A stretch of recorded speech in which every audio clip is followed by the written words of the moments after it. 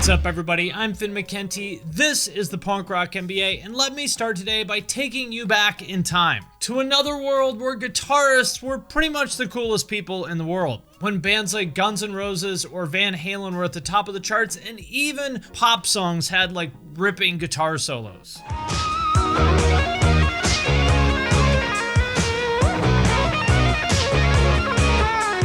And if somebody said the word rock star, the first thing that came to mind for most of us was some guy standing up on stage, shredding a solo for thousands of screaming fans, and millions of kids across the world were in their bedroom practicing, dreaming of someday being that guy. But today, it's very different. These days, you'd be pretty hard-pressed to find any kind of mainstream song with a guitar solo in it. Kids want to be rappers, not guitarists. And guitar in general has gone from being something cool that, you would do to impress girls to being kind of a nerdy hobby. So what happened? What exactly killed the guitar solo? That is the question that I will answer in this video. But first, if you haven't, please check me out on Twitch. I'm streaming twice a week. There's a link to that in the description of this video. But first, I want to thank Helix Sleep for sponsoring this video. Like most people, sleep is really important to me, especially given how much I work, which means I need to be well rested every day. And that is where Helix Sleep comes in. They make premium mattresses and bedding that are customized to fit your needs and conveniently shipped right to your door. Everybody is different, and Helix knows that. They've made a sleep quiz that matches your unique body type and sleep preferences to make the perfect mattress for you. And they have something for pretty much everybody's unique taste. If you sleep with a partner, you can even take the quiz together and find something that's the perfect compromise for both of you. I did it with my wife, and based on our results, Helix matched us with their Dusk Luxe mattress because I sleep on my side and I like more of like a medium kind of mattress.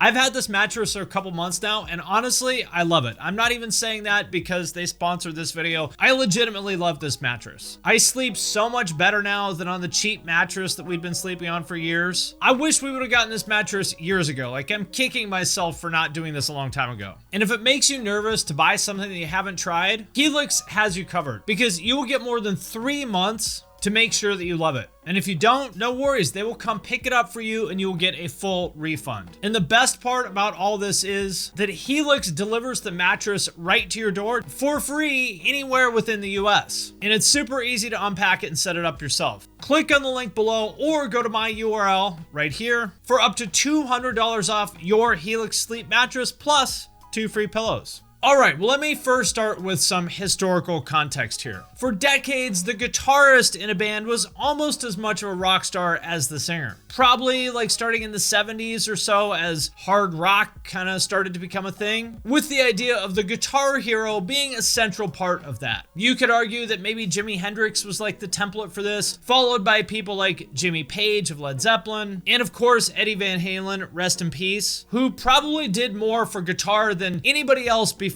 or since.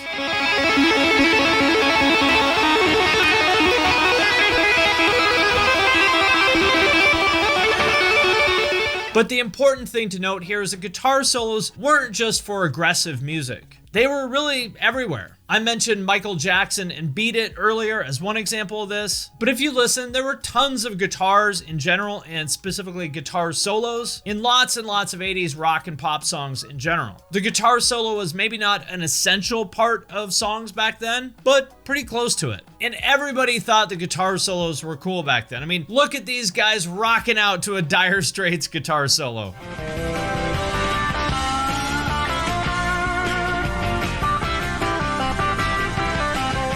And all of that kind of set the stage for the hair metal scene, which to me was probably the peak relevance of the guitar solo, but simultaneously also kind of the beginning of the end. I started playing guitar in 1989 at the very end of the hair metal era, and I remember it well. Most people, when they think of hair metal bands, they probably think of the big hair and the crazy spandex outfits and all that, but what was just as big a part of every hair metal band was their shredder lead guitarist. Slash of Guns N' Roses, and then Randy Randy Rhoads and Zakk Wylde from Ozzy Osbourne's band were the biggest names here and probably kind of the template for that. But every band had one of these like shreddy guitar hero types that was kind of like the co-star of the band. And you can say what you want about their outfits or their music, you know, obviously that stuff did not age super well for the most part, but these guys could definitely play. Like, this is not stuff that your average kid in their bedroom could pull off back then, or honestly, even now.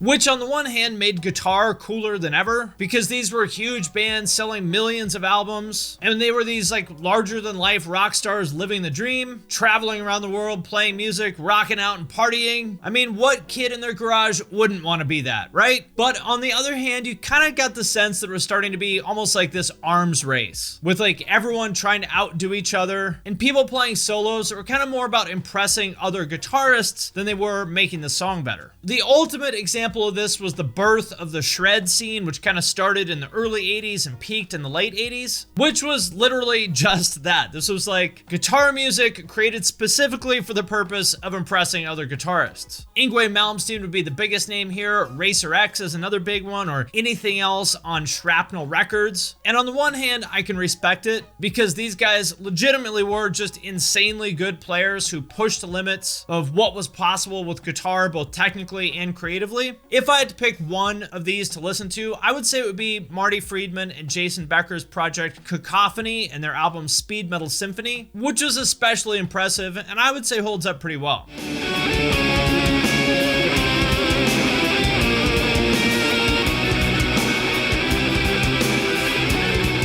But on the other hand, it wasn't especially great music in the sense that unless you're super into metal guitar as like a hobby and you yourself are a guitarist, you probably really wouldn't listen to this stuff. And so I think this was a really important turning point for guitar in general, where it started to kind of change from being something that you did because it was cool and it would impress girls or whatever, to being something that was like kind of nerdy that would mostly only impress other guitarists. To borrow a joke that I heard from someone else, listening to this stuff is kind of like watching someone else masturbate. Like, wow, nice technique, very impressive, but you know, I'm kind of not really getting much out of this.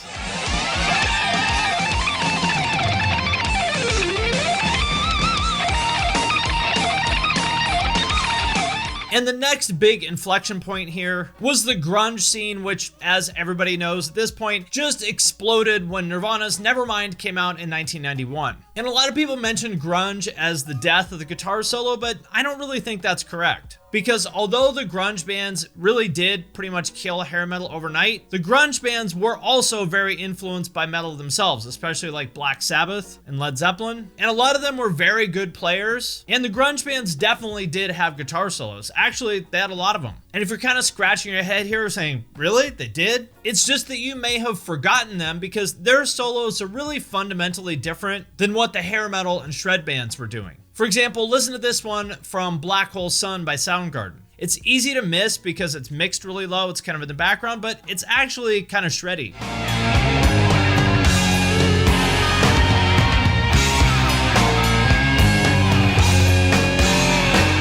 Or Smells Like Teen Spirit, the biggest, most important grunge song of all. It has a solo too, but it's a very simple one. It's basically just playing the vocal melody on guitar.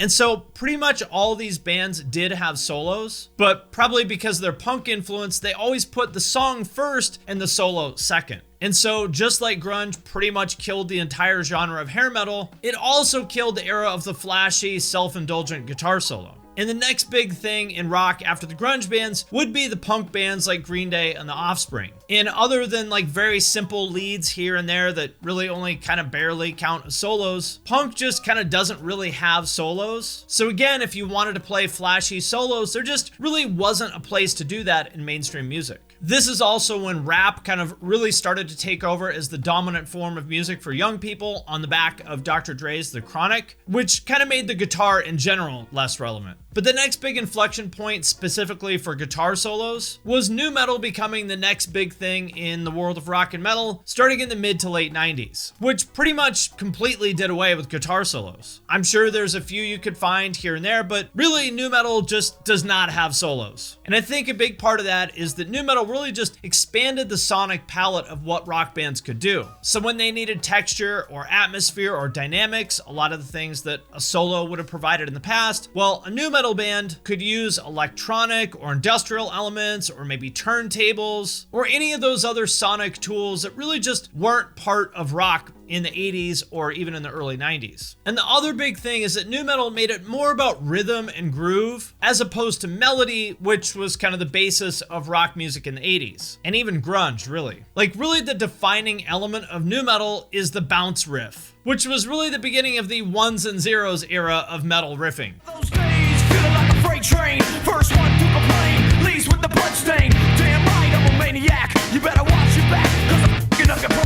And don't get me wrong, yes, I am very aware that there were tons of people playing great solos this whole time. This era was also like the rise of death metal and progressive death metal, and there were tons of great players in that scene, obviously, but that wasn't mainstream music. That was underground stuff, which is kind of my main point here. It's not that solos went extinct, it's that solos were essentially phased out of mainstream music. If you wanted to hear guitar solos, well, you're gonna have to listen to metal or jazz or any of these other genres that are kind of off the beaten path. And in case you think I'm making this up, as a really specific example of how the mindset about solos had changed by the early 2000s, check out this clip from Metallica's Some Kind of Monster documentary. This whole fucking solo out, dates the whole thing. That's so bullshit. If you don't play a guitar solo in one of these songs, that dates it to this period. That cements it to a trend that's happening in music right now.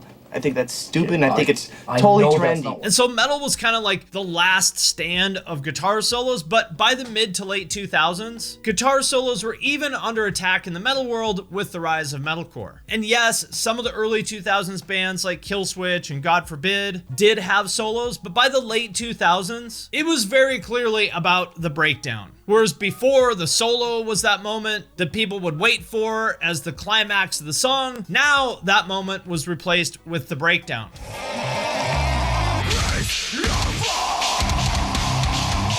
And honestly, for good reason, because breakdowns are something that pretty much everybody can get into, especially compared to those like flashy, self-indulgent solos of the glam and shred era. And in a way, breakdowns are kind of the evolution of the nu metal bounce riff, right? They don't really have melody, and the fact that they're all like palm muted chugs kind of like turns the entire band into a percussion instrument. And I think that there's just a part of our brain that just is wired to respond to that kind of primal rhythmic stuff, almost like the modern metal version of tribal war drums or something. Because if you've ever been to a metalcore show or a hardcore show, then you've seen how people respond to breakdowns, right? Like they just go nuts. There is something about those kind of riffs that make people physically respond. And so of course bands are going to play more of those because it feels great, right? Like how awesome is it to stand up there on stage, play this part and see people just lose their shit and see the dance floor open up because of what you just played. Like that's a great feeling to connect with the audience that way. Whereas when you play a solo, who is really going to notice besides other guitarists who are maybe going to come up to you after the show and ask you weird, awkward questions about string gauges and overdrives or whatever. Which brings us to today, and the big question, is the guitar solo truly dead? Well, on the one hand, I would say yes, it is, at least in the context of mainstream music. I mean, there's probably a little solo here and there that you could find, but in the context of popular music, yes, they are essentially extinct. And some people may want to point the finger at labels or MTV or whatever, but personally, I would blame guitarists for that. Guitarists who lost sight of what they are here to do, which is to play music that people enjoy. All the people who forgot about that simple lesson and put their ego ahead of the song and insisted on playing these self-indulgent solos that nobody but other guitarists will give a shit about. So all of that is true, but then on the other hand, I would also say that guitar, and specifically metal guitar, is in a better place than it's been since the late 80s when the shred scene was in its prime. For one, on a technical level, I think it's super clear that guitarists now are better than ever. Like back in the 90s, it was actually kind of rare to find people who could sweep pick at all or like even knew what that was. Whereas nowadays you could go on TikTok and find like literally 1,000 random kids in high school who play better than most of the people in big national bands of the 90s did. And if you look at the very top of the food chain people, like say Jason Richardson, who used to play in Chelsea Grin and Born of Osiris, now he's in All That Remains as well as a solo career, or Tim Henson of Polyphia. These guys are absolutely, no question, as good as any of the shredders of the 80s on a technical level, and I would say actually quite a bit better creatively.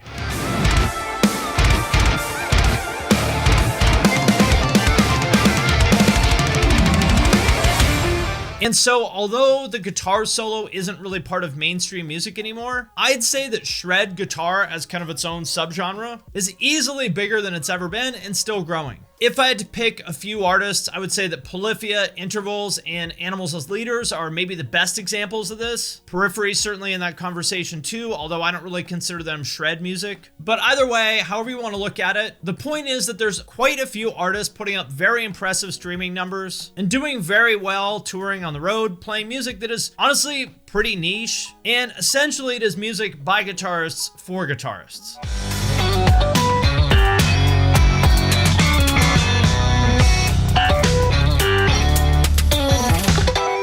But even so, I do think there's a decent chunk of people who are into those artists that aren't guitarists, because I think all those bands really do make this stuff as accessible as it can be, given the fact that there aren't any vocals and it is like over the top shredding, but still they've found a way to make it appeal to people that aren't guitar nerds. And then there's this whole world of being a guitar influencer, which is a relatively new thing that didn't even exist 20 years ago. People like Fluff, Jared Dines, and Ola Englund, who have built their brand as influencers on YouTube doing gear reviews or demos or just skits like Jared does, or Keith Merrow, who took that and parlayed that into success either as a musician. For example, Fluff has a great band called Dragged Under, Ola Englund played in The Haunted, Jared has a project called Scion with Howard of Killswitch, or other ventures like Ola Englund's guitar company Solar, which is killing it. So is the guitar solo dead? Well, in the mainstream, I would say yes, it is. But the guitar community in general, I would say, is in a better place than ever, as someone who has very closely observed it for 30 years now. And yeah, the crowds may not be as massive as they were in the 80s during the heyday of hair metal and the Guitar Hero, but you know, so what? Do they need to be? Personally, as a creator, I would always choose quality over quantity. But that being said, bands like Polyphia are proof that you can kind of almost have both. I mean, if you look at their numbers, they are proof that there's millions of people all over the world who love guitar music. And honestly, it's never been more possible than it is now to make a great living as a guitarist, even playing very nerdy shred music for other guitarists. So all in all, I would say that we're in a great place for guitar, even if the guitar solo as we knew it is dead.